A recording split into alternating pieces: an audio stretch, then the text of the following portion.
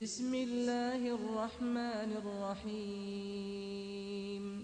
حضرت عبداللہ ابن عمر رضی اللہ تعالیٰ عنہما سے روایت ہے کہ قال رسول اللہ صلی اللہ علیہ وسلم لاصحاب الحجر لا تدخلوا على قوم معذبین الا باکین،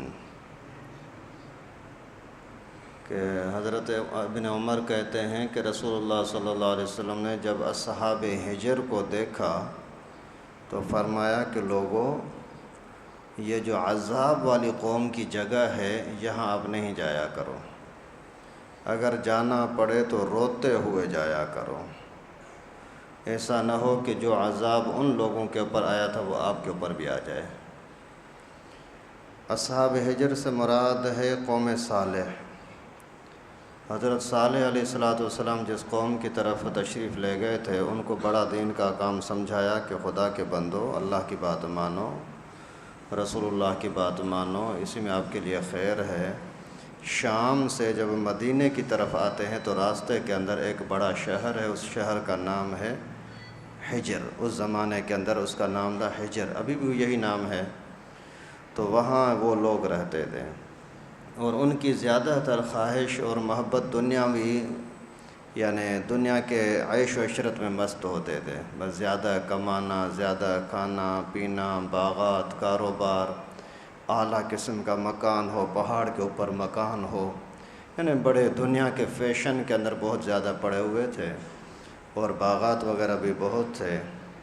ان کو حضرت صالح علیہ السلام نے بڑی دعوتیں دیں لیکن وہ مان نہیں رہے تھے۔ آخر انہوں نے بولا کوئی معجزہ آ جائے،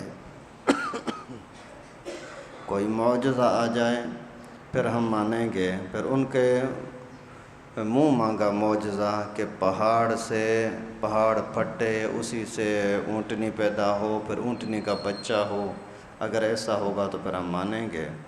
حضرت صالح علیہ السلام نے دعا کی، اللہ کی قدرت سے وہ سارا کچھ ہوا، لیکن پھر ان کے اوپر پابندی لگا دی گئی کہ ایک دن کا پانی آپ پیو گے، ایک دن کا پانی سارا اس اونٹنی کو پلانا ہوگا، اسی اونٹنی کے پانی کے بدلے آپ سب کے لیے اونٹنی کا دودھ کافی ہو جائے گا۔ لیکن بے قدر، ناقدر، ناشناس، ظالم قسم کے لوگ۔ پھر وہاں اس زمانے کا ایک بدبخت گندا آدمی تھا، اس کا نام تھا قدار۔ وہ کسی لڑکی پر عاشق ہو گیا اور وہ لڑکی کے گھرانہ جو تھا وہ باغات والا تھا، تو اس کی ماں نے شرارت کر کے اسی قزار کو بولا کہ آپ اگر اس اونٹنی کو مار دو، کیونکہ یہ پانی سارا پی جاتی ہے، ہمیں نقصان ہوتا ہے، ہماری کھیتی باڑی کے لیے ہمیں مسائل ہوتے ہیں، آپ اس کو مار دو۔ اس لڑکی کے چکر میں آ کر کے اس ظالم نے کچھ بندوں کو ملا کر کے اس اونٹنی کو مار دیا، اور پھر اللہ کی قدرت ان کے اوپر سخت ترین عذاب آیا، ساری کی ساری قوم تباہ ہو گئی۔ بدمعاش تھوڑے تھے لیکن اوروں نے ان کو روکا نہیں، اس وجہ سے اللہ کا عذاب آیا تو سارے کے سارے تباہ ہوئے۔ تو ان کا واقعہ اللہ تعالیٰ نے پیغمبر کریم نے اس حدیث مبارکہ ہمیں سنایا کہ اسی حجر کی جگہ پر وہ قوم تباہ ہوئی تھی۔ اس وجہ سے یہاں سے جب عذاب والی جگہ سے کسی کو گزرنا ہو تو ایک تو نہ جاؤ، اگر جانا پڑے تو روتے ہوئے جاؤ، اللہ کا خوف کرتے ہوئے جاؤ۔